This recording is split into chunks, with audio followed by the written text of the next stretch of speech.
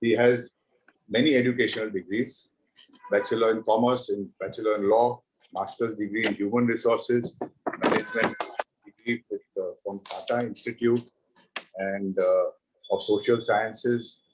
He's attended the Coca-Cola Wharton School, where he has been given the honors doctorate in philosophy. He has more than 4 years of experience, 4 decades of experience, and has served in many prestigious companies like Godrej, GE, Marks and Spencer's, Coca-Cola, SR, and then finally now he is managing the firm. Adil is much sought after as a business coach to some of the well-recognized CEOs in the industry. He is also an avid writer and has written in several magazines and being well quoted for his radical and creative opinions.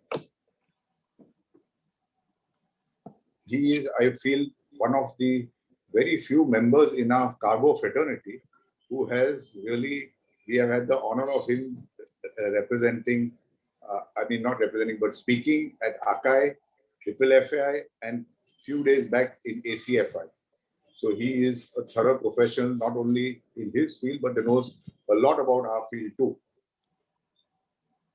So before I introduce the mic to Dr. Malia, just I want to clarify, some people may have these doubts in their head.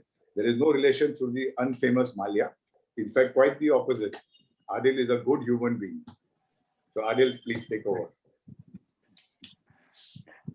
Excuse me, just one request. Any questions whoever has for Mr. Adil after his talk, we request you to put your questions in the chat box, and the same will be taken after he finishes his talk. Thank you so much, Mr. Adil. So thank you very much, AMTOI, for inviting me. Thank you, Sam. Thank you, Vasant, for inviting me. And Sam, also thank you very much for giving such a glorious introduction to me. I sometimes wish my wife was present in forums like that to see what people want to talk about me. Unfortunately, at all such good events, she's not present. But anyways, I'm going to take the recording and show it to her, at least your part of the introduction. So thank you very much for inviting me. There couldn't have been, and there couldn't have been a more appropriate time than what time we are right now facing to be talking about a theme like organizational transformation. And I promise you, as we will progress, and I'll give you a smattering of effects, because within an hour's time, to really create a readiness to be able to transform your organization might not come through, but your ability to understand the need to transform your organization and how it happens, at least that will give you a reasonable amount of flavoring, because the times that we are facing now, the kind of confusion and the chaos and the world until now was always divided into before Christ and after Christ, but now we are going to be referring in the future of history as before COVID and after COVID. So it's going to be AC and BC, which is a different kind of time segmentation that we are going to be seeing for ourselves. So confusing the situation. And what should we be doing? And that's the constant question that we have been running around, that with this kind of markets, and though we have years of experience, we still find ourselves in such an inadequate situation, not really knowing what to do, that we are in a state of confusion, running helter-skelter to find solutions in the situation. Not only your industry, the general industry, and not only in India, all around globally. We have some clients in Singapore and some clients in the US, and not that the situation is far more different there as they talk to us. In this current context, actually, there's a very beautiful quote of Rumi, and he explains the sentiment that prevails as to what you should be doing. He says, "Apni soch ko badlo jani, sitare apne aap badal jayenge. Nazar ko badlo jani, nazare apne aap badal jayenge. Kashtiyan badalne ki zurrat na karo. Dishaye badlo, kinare apne aap badal jayenge." So therefore, don't keep jumping ships. It's not going to help you reach your destination. What he says that if you will keep resetting your sail, you will be able to understand the direction in which the winds are moving. And that possibly is the way that you will be able to reach the destination. And that's a theme that we need to understand, to keep resetting the sail with the changing directions of the winds if we really want to end up achieving and reaching the destinations that we want to reach out. Oftentimes when people come to me and, when we go to clients, they talk about transformation. And generally, transformation is an overused word. Like one of the most overused terminologies in the world of management is called strategy. Everyone wants to be talking strategy and strategic and things like that without understanding. The second most common terminology people use is transformation. Half the time, people don't understand the difference between change and transformation. And they think that these terminologies are interchangeable. What they actually sometimes mean change, they want to use the word transformation, but actually the two are very, very different. Let me give you an example. God forbid, one day you're walking on the road and you fall down, and as a consequence of which you fracture your hand. Now, there are a few things you will not be able to do at your home for a short period of time till you are repaired, till you get cured. And therefore, there are certain adjustments that you will make in the house temporarily to be able to help you, because maybe your hand or your foot is not operating the way ideally it is. And therefore, those temporary adjustments you will do till the problem prevails. And those changes will help you to cope with the situation until you're back on your feet. Change management. Short term, one event, two events, a little bit of changing for a short while will help you get over. But on the other hand, imagine a situation that if you were unfortunately in a kind of an accident where instead of a fracture, your hand or your foot had to be amputated. And now it is not a temporary situation. It is a permanent situation. It is not going to last just for a few months. It's a lifelong adjustment that you will have to make to be able to cope with the situation. And you will have to start learning and living your life in that kind of reality that you're going to be operating in. You will help to make many more permanent level changes in the house, in the workplace, in the space, in your bathrooms, in how you go, how you drive your car. And those are systemic transformations that you will have to make. So change is short term to be able to cope over small term kind of challenges that you may face, which is always going to be happening. Some shortage of raw materials, some strike, some problem, some government tax, some event happening, causing you in, difficulty in your operations, and you do change management with programs and all. But when there are wholesale, which requires whole system interventions, whole system relook at things, that is the point of time you talk about transformations. We are now in a situation, and I'll take you through it, where organizations will need to transform themselves, because a few amount of small changes are not really going to help organizations tide over the new challenges that we see happening in the marketplace. Let me take you through 2 or 3 small theories to be able to understand, and these are theories and concept, but I'll bring it down to the grassroots level, where you will see how these are actually happening in your eyes and in your life and in your workplaces. The first is, how old is our Earth? The Earth that we live on, any idea how old it is? According to measurements taken, the world is 4.3 billion years old. 4.3 billion years old. And people have been living on this earth for these many number of years, or how many number of years they have been living. So there is this theory called the theory of punctuated equilibrium. And I will explain to you, sounds very impressive, but actually it's a very easy to understand concept. So if you look at evolution of mankind throughout these years, changes have always been happening. It is not right to say that change is happening now only. From the time human beings have been on earth and endeavoring to do things, changes have been happening. But very slow changes have been happening. So if you were to really make a graph of the changes that were happening, you will find small changes like this happening, small, going up, going down, going up, going down. And thereafter comes a period of time in this small track of change that a small wedge appears, and in that wedge, the number of changes happening are so fast that by the time you realize what is happening, a new change happens, and a new technology comes, and a new thing happens, and by the time it changes, by the time you realize what's happening here. And in that short span of time, so many things change, and during that short period of time, a predominant technology emerges. And around that predominant technology, another million years of steady state growth happens, till yet another wedge happens, and those changes again happen. So the entire Evolution of mankind is built over small changes over millions of years, followed by a small wedge where frequent changes happen, a predominant technology emerges, and around that predominant technology, another million years of steady state goes on. Should I be really endeavoring to tell you guys whether we are in a steady state or we are in a wedge? Anyone who has been living, anyone who has been experiencing life would certainly be able to answer this simple question, that we are actually in a wedge where we are experiencing so many changes, and the predominant technology that is driving us is the digital technology. These are periods of time in the history of mankind where different ages have happened. So around similar ages years ago, there would have been a paper age, the iron age, the stone age, the knowledge ages. So these are the ages around which the changes in the pace of the growth of humanity has happened. Now is the time of digitization, which has led to the kind of changes that we are seeing. Now, what happens as a consequence of this?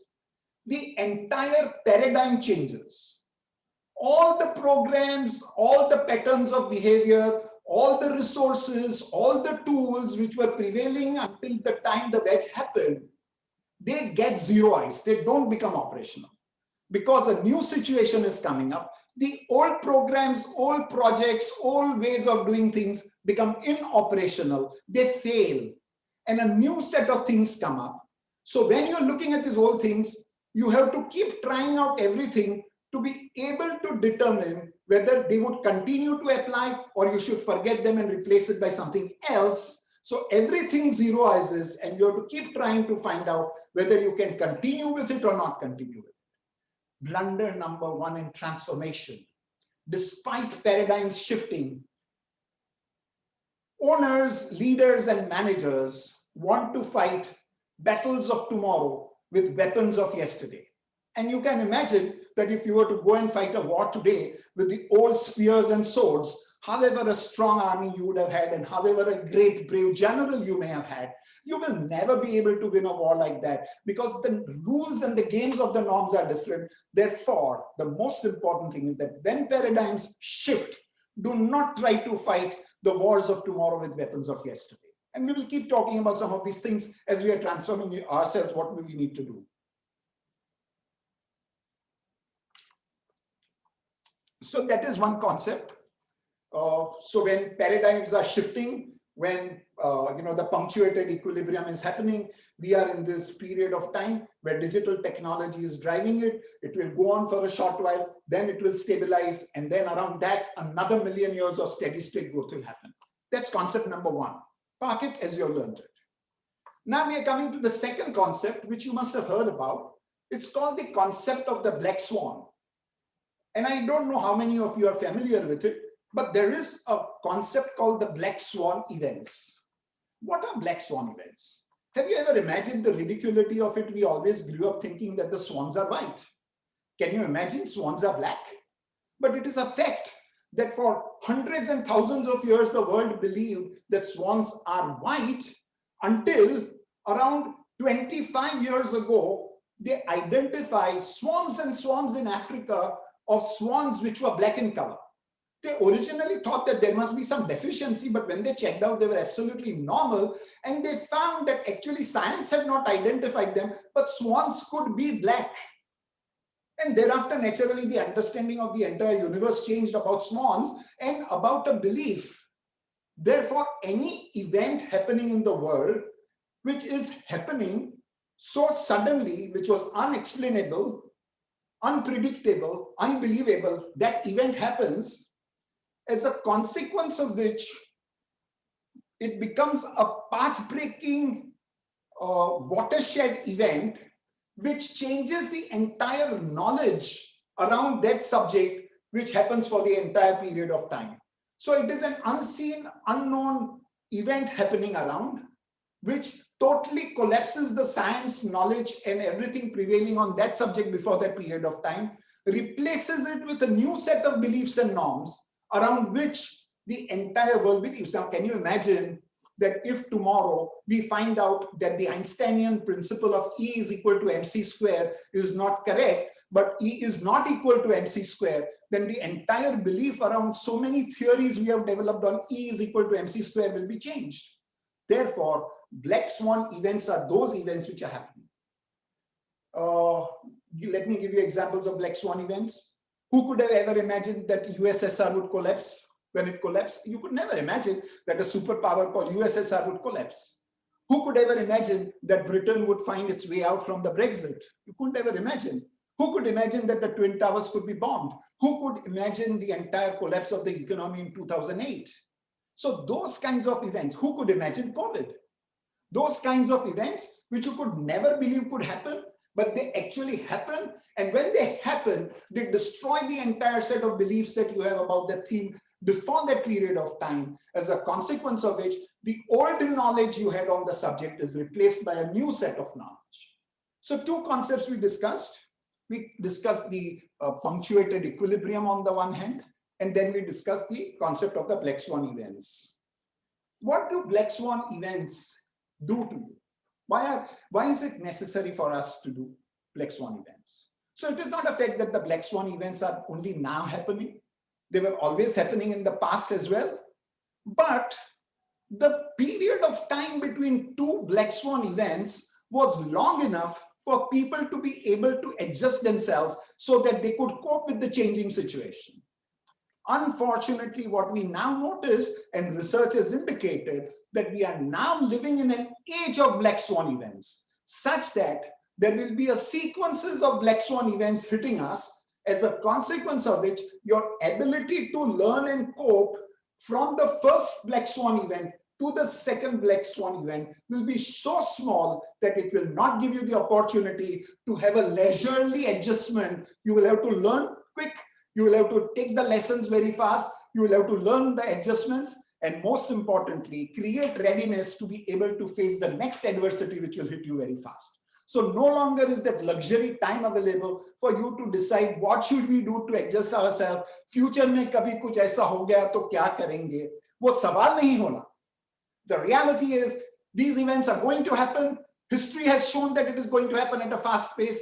Research is indicating it will happen much more faster than what you're imagining. And therefore, not only you need to cope fast, you need to build your readiness very fast to be able to face these consequential events which will keep hitting you. And that is why transforming your organizational culture to be able to absorb that, moving away from the rigidity of your culture to the infragility of your culture. And there's a very beautiful theory coming, and if the time permits, I'll talk about it.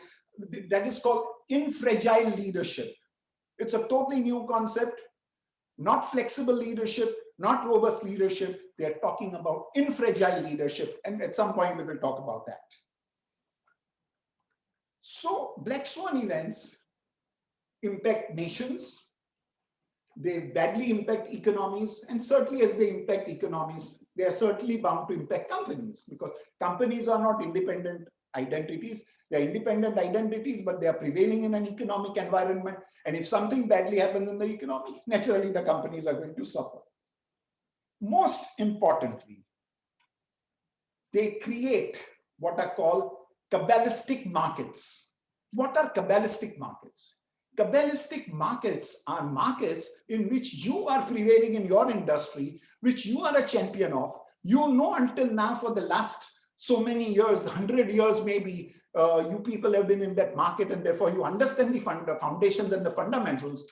But suddenly the fundamentals behave in such a way that whatever you were doing in the past does not seem to be behaving the way it was behaving. And it gives you an impression that it is under the control of an occult, or some magical power is making things do, and you don't know what to do to get the results that you are getting out of the same industry.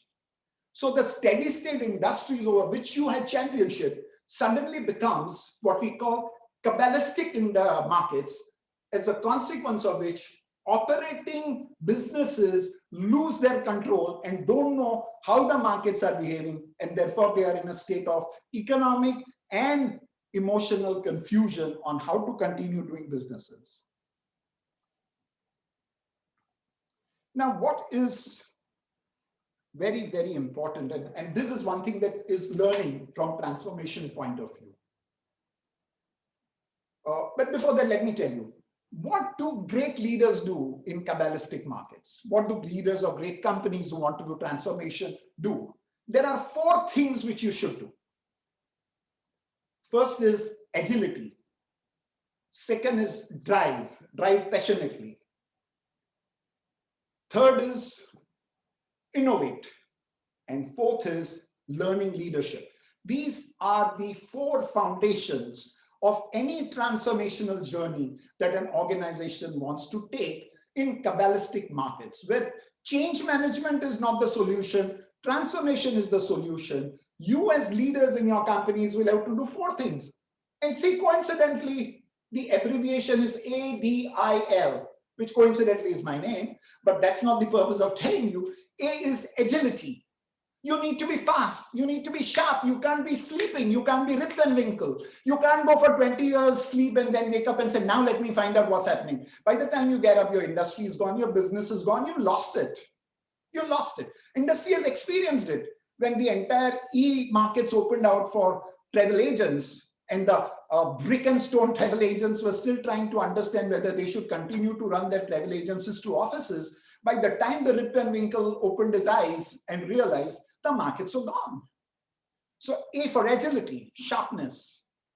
D is for driving passionately, because you want to succeed and you want to believe in the purpose, what you want to drive. You are driving passionately, which should create that resilience because you want to achieve that purpose, right? You want to go and get that purpose. Agile, nothing can take you out of it. Driving passionately. I is innovate, because as I told you, Kabbalistic markets don't react to the same solutions. Don't keep doing the same things because you succeeded in those markets, because you are only going to spoil your resources, your energy, and get more frustrated, because none of that is going to be working for you, because it is a different market. And as I said, you can't fight your wars of tomorrow with weapons and arsenal of yesterday. Continue to do the same old thing and promise you, only thing that will pile up for you is frustration and expenses. You will not get the results you're looking out for. And leadership, which has a learning mindset, which is open to learn new things. If you today have learned the art of approaching Zoom and doing your meetings on Zoom, it is because your mindset was open to learning. But imagine if you ever took a rigid stance to say, I don't want this technology. I have been successful for 100 years. Now, what is this good damn thing called Zoom? I'm already in a state of gloom. Why should I go to Zoom? If that is the kind of philosophy you have, promise you, you are going to fall. And all the king's horses and all the king's men will not be able to put that Humpty Dumpty back again. And I promise you, don't take that stance. You're going to live to suffer that. Now, what is important for transformation is what is called business modeling. And unfortunately, in our industry, for God knows whatever reasons, people don't understand business modeling. And if you don't understand business modeling, you will never be able to either successfully run your businesses. So often we go to companies which are classical companies which have been thriving in business for so many years. And when we ask the leaders, show us your business models. So they think a business model is something like a prototype of a car. So what is the model of your car? So they would start thinking on those lines. Let me explain to you what is business modeling and why it is very important. So there are 5 elements to any business model. And all these 5 elements have to be in a state of alignment. They have to be balanced. If you're not balanced, you will be lost out. What are the 5 elements? Number 1 is your external economic environment.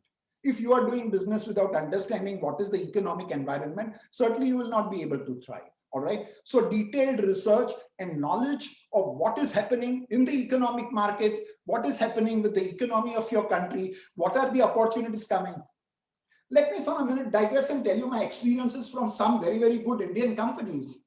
There are teams and teams of people in companies like SR whose only job is to keep analyzing what is the economic policy of the company, what are the economic opportunities coming up, what are the licenses which are going to be opening out, what are the permissions that they need to take, what is the policy thought of the leadership ahead of time before the government announces it, so that they have a certain element of readiness, a certain element of awareness of what is going to be happening in the economic environment so that they can capture the advantages before the other Rip Van Winkles open their eyes to know that these are economic opportunities available in that space. So number one is the economic opportunities and the economic environment which is outside. Number two, looking at those opportunities, what is your own company's financial target, value creation target, and what is your vision and mission?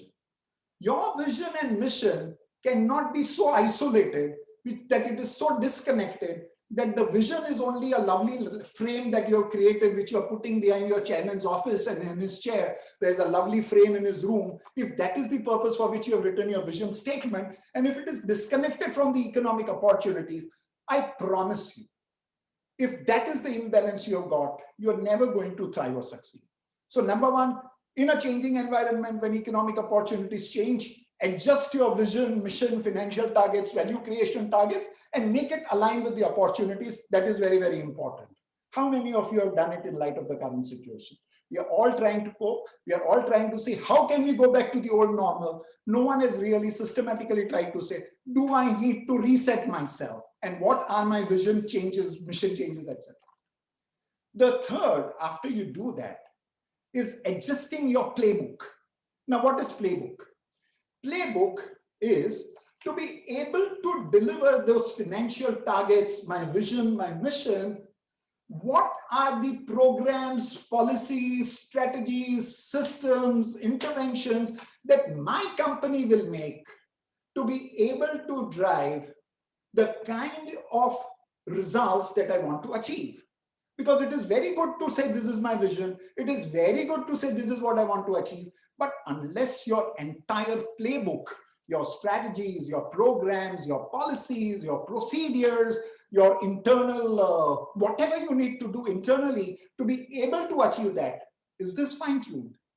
Some of you may have fine-tuned it in the current situation to do your visioning and your financial numbers right. But have you worked on your playbook? Has your organizational playbook been reset? If you want to really get into organizational transformation, one of the critical steps is to have a measurable playbook change that a leader has to lead. And you will require a little bit of help from people like us, but that's exactly what you need to do, readjusting the playbook. The fourth is, do you have an infragile, very important to hear, the infragile leadership. What is infragile leadership? So organizations, when there is a chaos, number one, they may succumb to chaos and collapse themselves. Number two, they may succeed in coping with the chaos. Number three is they can thrive on chaos. There are companies who have seen opportunity in the chaos, readjusted themselves, and have been able to actually gain advantage out of that. How, with your knowledge of the market, can you reset your sales? Can you reset your sales to the changing winds to be able to actually, I know so many people during this entire pandemic period at a personal level who lost their jobs. Fantastic corporate jobs they were doing in Citibank and things like that, but they realized that, okay, these jobs are not going to come back to them. What did they do? They tied up themselves into groups to make deliveries of medical facilities to people in different hospitals and homes. They took onto their cars and started delivering. That is to say, as an example, how can you really take advantage of the opportunities which chaos throws up instead of blaming chaos as a cause of your failure? Could you look at the opportunities which emerge from the chaos to be able to really grow in that market? And that is where you require infragile, that is not the fragile leadership that breaks. Two things you will have to get in your leaders. Number one is the age of digitization is on. Do not have the unfortunate reality in India, and this is what we find in most companies, that the leadership which has been mandated to create the digital footprints of the company are themselves digitally challenged. They don't even know how to do Word. They don't even know, they call their secretaries to dictate letters. And then after the letters are corrected, they send the secretaries to put it on the net. and that is how they are operating. But because they are in seniority positions, they are mandated to design the digital footprints of their companies. So therefore, high time that organizations look at their leadership models differently and try to say, are our leaders right? Are our leaders capable to face the challenges, to be able to lead their organizations in the new forays? If there are leaders who are great leaders with past experiences, love them, but their relevance would be gone if they do not have the potential for the new markets. So as the weapons are old and you can't succeed, if the general of a Panipat war, maybe a great general of strategy at that time, but he will not be able to create a blueprint for you to succeed a war for tomorrow, because it is played at a different level. The strategy is different, the game is different. All right. So getting the leadership right. And the fifth is getting the culture right. No longer is any one person in such a position to be able to really know. So unless and until the culture of your enterprise, which is the way things are happening in your particular company, is inclusive, flexible, and not rigid, very, very important. What do we expect from the leaders? And I forgot to tell you, so I'm coming back to that point. Number one is tenacity. Most leaders in several companies, because they found themselves not able to do what they were supposed to do when put under a state of pressure, collapsed. They had no tenacity, nervous breakdowns, heart attacks. That statistics has not come to you, but that statistics comes to us because companies we work with. Tremendous number of leaders have suffered from depressions, anxiety, heart attacks, blood pressures, because they were not able to deliver the pressures and the targets and the numbers that they ought to have been creating for their companies. So number one, leaders should be those who not only are ready, but have tenacity. At the same time, simultaneously, need to have flexibility that they can do it this way and they can do it that way. And they are not like Pygmalions. In Pygmalion, the guy is in love with his creation, and therefore he can't believe that there is anything better than his own creation. We want anti-Pygmalion leaders, that they don't believe that my creation is the only best creation. They should be inclusive leaders, and the culture should facilitate inclusiveness. You may be the company, you may be the family, you may be the leader who has been running and who founded the company. Good luck to you. You succeeded in those markets. But if you really want to thrive and succeed, you will want to have a change of cultural mindset. You will want to bring in leaders. You will want to create systems where flow of new outward in information and culture comes in instead of inward out. And that is one of the most important things you need to do. Now, what is important is oftentimes 4 things happen in the market to disturb the balance. So all of these 5 things which we spoke about, economic environment, your mission, vision, and financial targets, your internal playbook, your infragile leadership, and your culture. These 5 things have constantly to be in a state of alignment. Constantly to be in a state of alignment. This alignment is disturbed by 4 factors. What are the 4 factors that disturb it? Number 1, predominant growing technology. So if a technology is coming, irrespective of anything else, that technology provides newer and newer opportunities. If you do not look at it, God forbid, it's sad for you, because someone else who understands the opportunity coming with technology will capture it, and your balance internally will be disturbed because you will not be able to meet your financial targets. So predominant technology, overbearing adversity, any adversity which is so overbearing that it disturbs your balance is something which is a cause for your transformational journey to begin, because you will not succeed. So overbearing that. New markets are one of the things. And the 4th most important thing happens when you have to change is Kabbalistic markets by new players who may come in. And you need to have that state of readiness. So when these 4 kinds of events happen, such that your imbalancing of the 5 elements which are your business model is caused, time for you to start your transformational journey, all right? Time for you to start your transformational journey. And how do companies do? As I told you, they are agile, they have to drive passionately, they have to innovate, and they have to have leadership which is learning as the culture of the enterprise. That is very, very important. What are 6 habits of leaders we have seen failing in transformation. Everyone wants to undertake the transformational journey, all right? What are the 6 reasons why we have seen transformational journeys failing? Number 1, operating with filtered information. Because in my mind, I don't want to believe things that I don't understand. I try to rationalize the events happening within the framework of what I understand. But just because you don't have the capacity to understand, it does not mean that those events are not happening in that framework. Therefore, if you are only trying to justify and filter information to suit your requirements, that is the cause of failing of your transformation.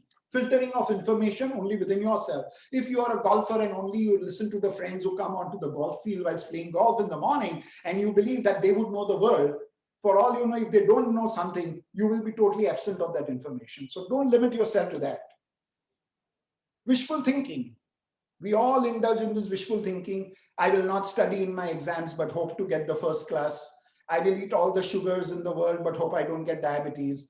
I will drink all the booze in the world and hope that I will not get a kidney failure. Wishful thinking. And therefore, I will not do anything, but I hope I'll continue to be the #1 company. That kind of wishful thinking is one of the reasons why most companies don't indulge in. They do the worst thing companies do. They do change management when organizations need to be transformed. They do change management. They offer some program. They will offer some scheme. They will try to do some little adjustments here and there. They will try to appoint some sales agents here and there. These are change journeys. When actually organizations require what is called transformation, transgraphing your systems, at that time, if you do change management, promise you, it is not going to give you long-term results. Because you're spending money, it could give you some temporary relief, but is it a long-term journey you're doing? God forbid if you do that, you're wasting your time. Because money will be gone, problem will persist, and you'll have to once again start thinking how you want to change the journey. All right? And I'm cutting short because I know I'm running short of time, run short of time. How do you do these transformational journeys? You can't do anything anytime. So from the time you decide that your organization wants to go into transformation, it has to go through 5 stages. In the first stage, it is called the twilight zone. So for a minute, if you were to really look at the pandemic that we suffered and the first 3 months, let's call it the twilight zone. In twilight zone, what is happening? People don't know what is happening around. They are in a dark room. They really don't know what is happening. Even leaders don't know what is happening. At that point of time, there is a lot of support that they are looking out for because no one seems to know what is happening. No one understands what is going to be the future. There are questions, there are anxieties, and that is the kind of twilight zone that is happening. There is a role for leadership as to what it needs to be doing at that point of time. And that we will, if time permits, we will talk about it. But that is a different expectation from leadership. Leadership needs to know how it should behave in the transformational journey at each of these phases, which is different. So there is no one common set of behaviors that you are supposed to reflect throughout. So first is the twilight zone. The second is the zone of reassurance. When you move from twilight, you're reassuring them. You're handling the confusions and doubts of people. They have queries in their mind. You're continuously communicating throughout all these phases, telling them what they need to do. After you move away from the zone of reassurance, you come into what we call the zone of reconstruction. I don't know how many of you are familiar, but that's when you do what is called inclusive design thinking. Now, I'm sure you must have heard the concept of design thinking. That is when organizations use external facilitators like us and do what is called organizational design thinking. How do we redesign ourselves now? Our balance, our model has been disturbed. What is the way we need to be? What is it that we need to change in our model to be able to ensure that we achieve a certain kind of an alignment and a balance in our model so that we can continue to move on the journey? That's what you call inclusive design thinking. Fourth is you do galvanizing, which means once you have agreed this is the design, now we know how many people we want in the organization. How should we gracefully exit people out of the system if they need to be? What kind of talent do we need to bring into this organization? And those kinds of galvanizing changes the organization has to be made. The greatest blunder is to do the wrong thing at the wrong stage. So when you are supposed to be actually reassuring, leaders do galvanizing. When there was the first 1 month happening, people didn't know what to do. They wanted to cut the jobs. They wanted to chop the jobs. The entire confidence building that they should have done at that time, instead of that, they started cutting the jobs. They wanted to cut their losses. So they immediately, now doing a wrong thing at the wrong stage in transformation is like supplying air and blood to the wrong part of the body when the operation is going on. So at every stage, the right kind of leadership behavior has to be indicated. And leader needs to know what he needs to do in transformation. It is not an easy journey. And therefore, at that stage, the right leadership has to provide the right kind of, from zone of galvanizing, we come to the last zone when leadership has to decide from glooming, booming, how to recreate blooming, and in the current situation through zooming. So what is important is at the first stage, you are in a stage of gloom. Businesses are collapsing. You don't know what to do. Questions of tomorrow are always going to be in a doubt. So you're going to boom. You're going to collapse. There is a lot of gloom around. How do you handle the gloom? Such that you are ready for the bloom. And once you're ready for the bloom, how are you able to sustain it? Because it is not a one-time event. It's a transformational journey you're taking on for the future of your enterprise in a new situation. Therefore, how do you do that? That's very, very important. How are we doing on time? How much of time do we have, Vasant? Hello? Yeah, sorry, another 5 minutes. Another 5 minutes? Yes, please. Okay, look, good. So then I will try and bring it to a certain closure. Yep. And then we will see how to take it. So what are the mindset changes that leaders should have? What is the mindset change? You have been a successful leader in the past. You have run a great company in the past. You certainly have the right mindsets. So what are the change in your mindsets that should help? Because transformation with your mindset will not happen if you continue to think the whole way you were thinking. So the first is know all to know from all. The first is called know all to know from all. What does it mean? It means that number one, if you were ever a leader who believed that I know all, haven't I been managing business for so many years? Haven't I inherited from my father? Or haven't I been a CEO for 50 years? Now, if I don't know, who will know? I know all. So yes, Mr. Know-all, you were Mr. Know-all and you succeeded in the past, but not sure that you will succeed in the future, because future is a different market that you have not yet experienced, and your experience is as zero as anyone else's experience. So instead of that, Mr. Know-all, better be know from all, which means start networking with people. These are the times where your networking skills will count. Associations like the kind of association that you have got are really going to be helpful.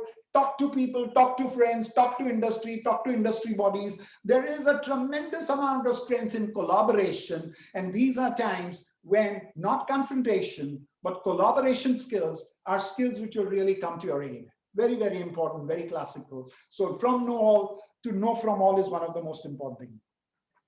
These are the times when leaders don't need to be accountable for the answers.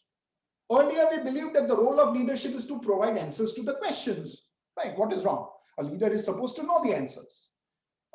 I don't think that was right even in those times.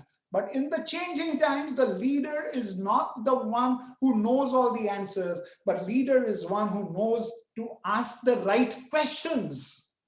Your ability to ask the right questions and use inclusive collaborative techniques to get the right answers to those right questions is the skill set that's going to help. So don't bother too much about you not knowing the answer. You should be focusing on what are the right questions and who are the right people whom we need to find out, bring together and find a solution to all. That is one of the most important skills you should be having. Challenges can crumple you.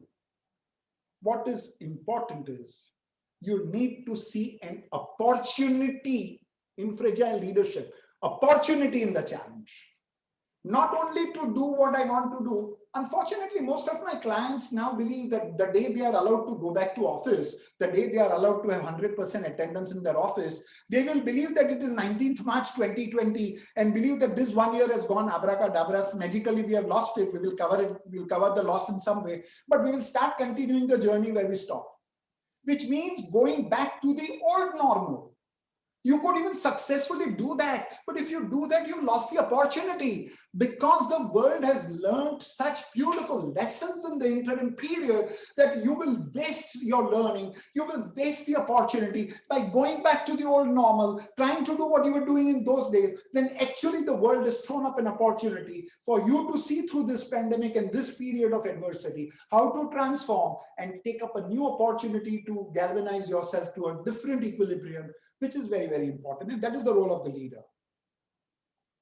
Collaborating instead of confronting, very, very important, because no one knows the answer, but collective coming together of brains will certainly produce the answer. And that's exactly what you should be focusing on. Thinking from linear to lateral, very important, because the human mind is designed to think in linearity. Everything is progressive. We think of linear progressions. But lateral progressions is what we don't think. From 2, we believe 3, we believe 4, we believe 5, we believe 10. Can someone believe from 4 minus 20? Because it's non-linear. Now the question is, this is only an example. No one's telling you to regress, but the question is, start thinking not in a linear pattern, but in a lateral pattern, which is one of the most important journeys a transformational leader has to take, to think laterally and not linear. All right, very important. To move away from the real to the virtual. And Sam and I were talking, and Vasant was also there, and we were saying how, whilst it is very important and how this technology has been, Zoom technology has been helpful to help us in the current situation, the question is, there are people who are still very uncomfortable to move from the real into the virtual. But those are the adjustment problems you will initially have as you move away from the real to the virtual. If the world and the technology is moving in that direction, it is better you adjust yourself and make yourself comfortable rather than expect the technology to have done its job and you go back into the old real that you were looking forward to. One of the most important guys. From analytics to projections, we have gone crazy about creating rims and rims and rims of analytical data, and we keep analyzing it whether we have done right or not. We have all become post-mortem experts. After the body is dead, we are champions at trying to analyze data and try and find out what happened so that in future we will not repeat the mistake. No longer applicable. Too late. Bodies die, people will die. Your post-mortem reports have no value. Your ability to have systems which will do projections are very important. Predictive analysis and not post-mortem analytics, that is very important. So your systems which can say that from the past, these are the trends. So if we apply our data to the kind of changes which are going to happen, what are our predictions? What are our predictive analysis? And that is the mindset that you should look forward to if you are really a leader who's wanting to focus on transformation of organizations. And from a rival focus that people have had to a problem breakthrough focus, particularly with industry bodies like yours, when actually rivals are also part of a common body, you have to forget the rivalries of the old competitive world and think in terms of trying to find collective breakthroughs through bodies like that, so that the problem goes away. Thereafter, it is your skill on how you are able to do this.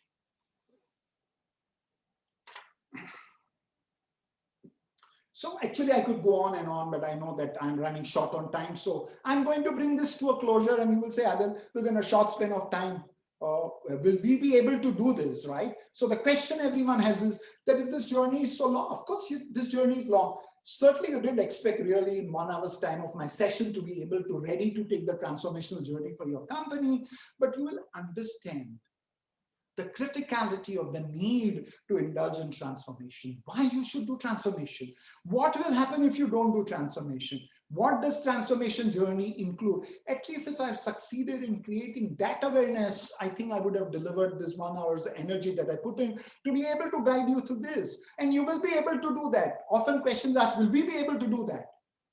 And again, there is a very, very beautiful quote which says, हासिल होंगे वो ऊंचे मकाम, तू पहला कदम रख के तो देख, फिर जलेंगे वो बुझे चिराग, तू चिंगारी बन के तो देख. Thank you very much. I hope I could give you some flavoring of the thing. Thank you. Thank you, Dr. Adil. It was indeed an amazing, there's no words, really had an eye-opener, in fact, I should say, for a lot of us. And we have a couple of questions from one of our president, Shantanu Vadkamkar, got a question.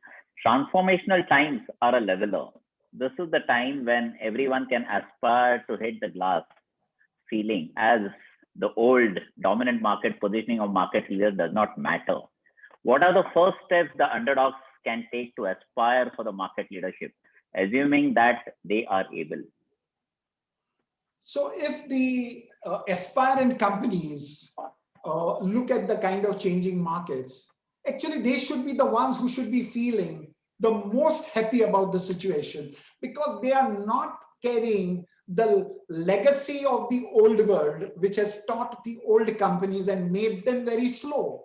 Because now they will have to undertake the task of changing their slow ways. The elephant will have to learn to dance. The elephant will have to learn to jive, and which is not easy. So the agile underdogs who have not got the entire burden of legacy on them, and who don't have years of practices which hold them back. Your old practices hold you back from changing. Actually, the underdogs are more agile than the legacy companies. So they are better suited, and which is why we say that old companies need to have startup mentality, startup culture, so that they are more agile and fast as compared to the old companies. So it's time for them. In fact, the new company or old companies will have to imitate them in culture. True. Shantanu, am I okay with that? You agree? Yeah. Okay, he has one more question. What is the role of a coach for leadership in transformation management beyond the change of mindset, particularly for smaller organizations, as against the way big business leaders engage with someone like Ram Charan? Process and pointers for selection of a coach. Has Indian consultancy pool enough bench strength for a wide range of coaches? So I think I'm the wrong person to ask this question, because I coach some of the finest people in the industry, owners in the industry. One of the persons I coach is running a 35,000 crore company. He's a 42-year-old young professional who's the son of the founder, who's got a Yale degree, and realizes that a Yale degree doesn't help. Actually, when you're running a large company, you require coaching. We offer what is called polytechnic ways of coaching, which means that there is no one person who can coach.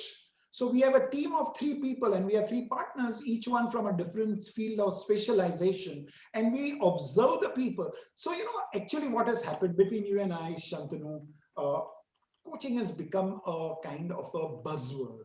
All right. So everyone who has retired or has moved out of corporate industry suddenly has become a coach without understanding what is coaching. And they end up creating such a bad name for us that people start losing trust in us. But coaching, very, very, very important. If you have the right transformational coach, he will handhold you like a child and tell you that, okay, fine, you learn to walk at home. Now you're getting into the school.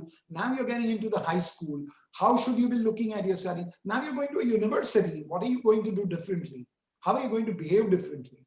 So close supporting, being his alter ego is one of the most important. Consulting industry has very good coaches, but consulting industry also has very bad coaches. All right. So it's a question of who do you choose, and good luck to you. Can you elaborate little more on selection? For example, we discuss whether the coach should understand our business or our industry, or he need not. Like, I belong to a school which believes he need not be from our industry, because it's our mind that has to be coached. Why should he be from your industry, Shantanu? You are already there. You are not wanting to supplement the knowledge of industry from him. Utna to aapke paas hai, otherwise how come you are at a position that you are sitting on? So actually he needs to understand, he needs to have a business mind. What is important is that you can't have a coach. And now the most fashionable thing, Shantanu ji, is to get a cricket coach and then get a cricket coach to do business coaching. Now he needs to have, he could be, I'm not saying he can't be, but he needs to first understand the markets. He needs to understand the concepts of business. He needs to understand finance. He needs to understand alignment of business models. Then he can be. So he does not need to understand your value chain, because if he has knowledgeable, experienced guy, he will be able to master your value chain in 15 days of study of the value chain.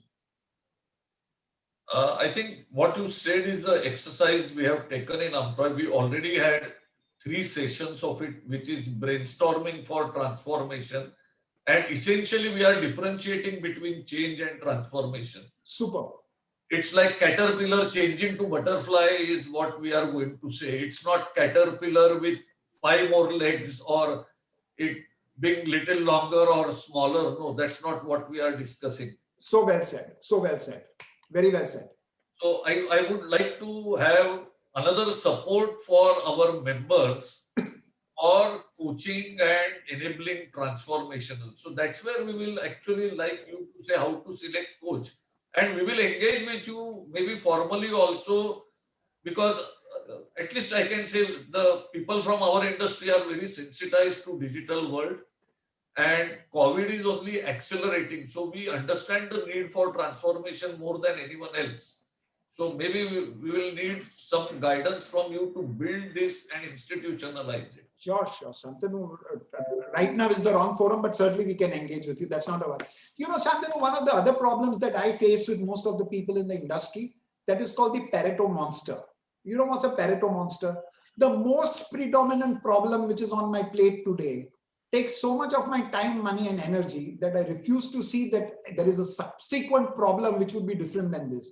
So preoccupied are all of us with just imagining that COVID is the most important problem on our plate today, that everything that we are planning for is only COVID. Imagine tomorrow COVID we will find a solution to, but suddenly within 3 months' time, what if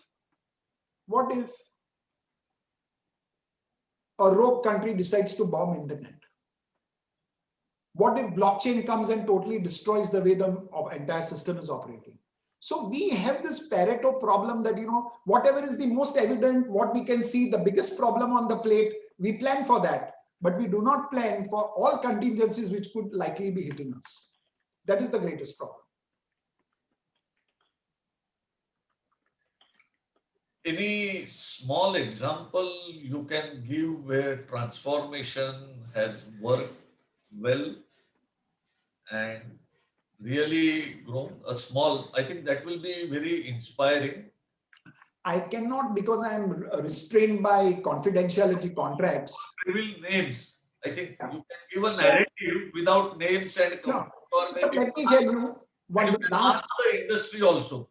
No, I will not mask the industry because I'll not give you the name of the client, but I'm talking about one particular client who we handled last year in the real estate agency business. And, you know, real estate has been hit by some of the most tormenting changes, the coming of RERA, the entire bank regulations which have attacked the entire thing, the stamp duty changes. So 4 or 5 very, very large troublesome changes have been brought into the real estate industry, and they had a lot of problems. At that point of time, of course, the old father of that company was wanting to give up and said, you know, he was finding him totally inadequate because his legacy learnings were totally not giving him the results. And the entire organization was designed according to what the older generation professionals' expertise what. That was true and reasonable for him and right for him at that point of time, because he had even developed a culture which was fine-tuning. It was fine-tuning to it. But when all these large changes had happened and the son came to take over the company, first of all, the style differences between the father and the son were such that actually the conflicts started arising in the boardrooms. And you couldn't really say the father couldn't understand how the son was doing. The son couldn't understand why the father was doing what he was doing. The businesses were really collapsing. They were not giving the kind of results that they were giving. At that point of time, they realized that if the son had to be successful, there had to be not some minor changes of attitudes and behaviors, but an entire cultural transformation that they had to undergo. It's a long journey.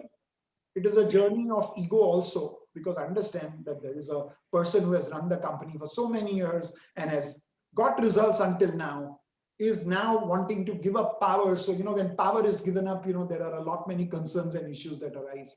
The entire culture of the organization and the quality of the people, and people tend to play up in groups. Someone will favor one faction, someone will favor the other faction. The styles are old, rejection of the new ways of doing it. So the entire transformational journey took us nearly 11 months. And we had to get into every element of not only the business modeling, we had to get into defining the entire external environment which had changed for the real estate industry. We had to change their entire playbook. They wanted to have the same targets, and the business was so regulated that there is no way, even if they did 150% of their targets, they could meet those numbers. So we had to do this entire adjustment. And as I was speaking to him around 3 months ago, and of course he's got hit by COVID as well, but the journey that we have undertaken has brought them a huge amount of pleasure. They are gearing to fight the situation post-COVID, but at least they are in a happy cultural state. I think one of the strong message you gave was trying to change where transformation is required. Like there is no point. I think it's a very strong message. Yeah? And we have one good question from Heman Bhatia. Vasant, read it out. Heman's question is very good. Yes. So can you please give us a couple of examples on weapons of yesterday and the new weapons for transformation? So the way you select your leadership, the qualities of leaders you select. In fact, let me give you one example, and this is not an example, this is a thought. What is the role of loyalty? Constantly, because I was telling Shantanu about this company, and I'm sure you have heard about it, what we were talking about, one of my clients in masking. The father's only criteria for selection and success in the enterprise was not competency, but loyalty. How long has the person worked with me? Usne mere saath 50 saal kaam kiya hai. He's been with me for the ups and downs. He cannot be moved out. He should be in the leadership role. All your MBAs who will come in will follow what he is saying. That was one. Now the question is that the concept of loyalty in the changing world, in the new world, has changed. Loyalty now is synonymous with mediocrity. The question that you are asking is the person loyal because he has worked with you for X number of years? Actually, loyalty is that if during that period of time, 15 companies were gunning for him, 15 companies were wanting to hire him, he kept on telling them, no, I don't want to join you, but I want to work in this one company because there is a value proposition for me. If he was loyal from that perspective, that loyalty is valuable. But if he was not being asked by anybody, no company wanted him, as a consequence of which he did 35 years in the company. And now every day thanking that, God, I did not lose my job. Thank you for that. And now at the end of 35 years, he's wanting to claim a dividend for having invested 35 years. If that is the concept of loyalty, then you are taking old weapons into new wars, which will not give you results. Am I able to convey? Absolutely. Yeah, it's a brilliant. Pride about our staff working with us for a long time. So I think very apt example for our industry. It's apt for all legacy companies. That's an apt example. Yeah, I think we have exceeded the time also. Dr. Adil, it has been a great pleasure to have you with us, and it's been a very, I say, educative or real transformation, thoughts of transformation which you've shared. And okay, this recording also will be shared with all our members who could not make it today. So, and we once again thank you for sparing your valuable time and being with us. So, yeah. Thank you, Sam. Thank you, Mr. President. And I think we end here, and we'll see you soon. Thank you so much. Thank you, Vasant. Have a good evening for all of you. Thank you, Shantanu and Sam. Thank you very much for inviting me. Pleasure sharing my time. Thanks, Adil. Thanks a lot, Adil. Sorry? I shared our newsletter with you. Yes. Of 2013 speech you had in Delhi. What Yes. convention. Yes. I've seen that. Yeah, I remember it. Thank you. Okay. Thank you, sir. Bye. Thank you. See you. Thank you. Yeah. Take care, Adil. Take care, Sam.